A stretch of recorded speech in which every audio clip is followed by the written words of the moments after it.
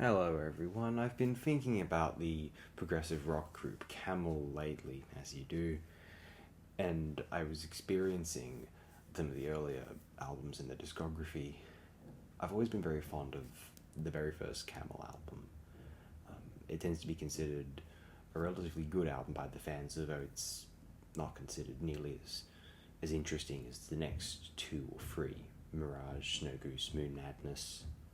I have to say, I really, really, really enjoyed this first Camel album, and I know you could argue that it's not as specifically intricate or elaborate and an attempt to mimic the other, what we now call progressive rock acts of the early 1970s, ELP, Yes, Genesis, who have you.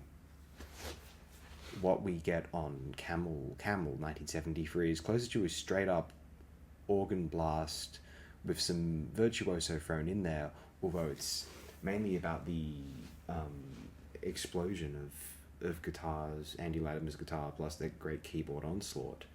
It makes one think of the best of the instrumental passages from Deep Purple and or perhaps Uriah Heep. It maybe has more in common with the John Lord dominant Mark II Deep Purple than it does, say Yes around this time, or Genesis, the Peter Gabriel era.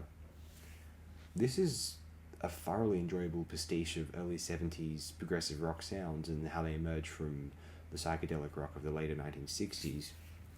To my mind, this is, maybe it's not the most original album in the world, it's almost a slap in the face of 1973, but I guess I just love that album for being that. If you're not a progressive rock fan, there's nothing of value for you here, I would imagine. And those who are progressive rock fans, some progressive rock fans can get very strict and fastidious. Like there's not much. They dedicate their lives to just re-listening to these classic albums over and over again, looking for flaws, and they just get technical and very formal about it. And they say, well, we don't find any flaws in Carnival 9 and none on the album in general except for Benny the Bouncer. But meanwhile, they'll look at something which is just jams and a bit uncoordinated, like Camel, and they don't see the point. But because you're not enjoying it anymore, are you? You're not really. You're kind of listening for it rather than listening to it, if you know what I mean. It's fair if you don't. I don't know if it makes a huge amount of sense.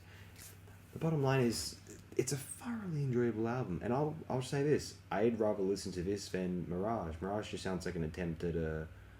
The playing's great. It's extraordinary, really, but God, is that just an attempt to do?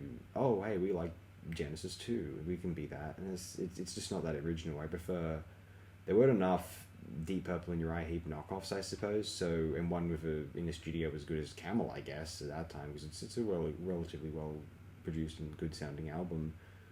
So Camel 73, I'm a champion it. Camel are pretty good in general. I even think some of the very later Camel works, A Nod and a Wink and Rajas, are extraordinary and possibly the most impressive Camel albums to my ears. Anyway, I think I've waffled on too much about Camel. Many may feel as though the music of Camel is the equivalent of being on the backs of one of these great beasts and trudging through the deserts of the Middle East or Africa, Mongolia. You'd have the dromedary camels, rather, Bactrian camels. The camel with the one hump, the Arabian camel, that's the dromedary camel. I was thinking it's called the Arabian camel and the other one's called the dromedary camel, but actually no, it's the Mongolian camel is the Bactrian camel. And we've got camels in Australia as well. They were an introduced species. People used to use them to get around, and now there's just too many of them out there. There's just camels just roaming about the outback. Like, no one knows what to do with them. No one wants to shoot. I don't want to shoot them. I don't think anyone wants that. It's just like, I don't know how much damage they do to the ecosystem. Not as bad as the wild horses, the Brumbies, you call them Broncos, I suppose, in the States. And I'm waffling on about Australian wildlife now. It's probably not appropriate for this video.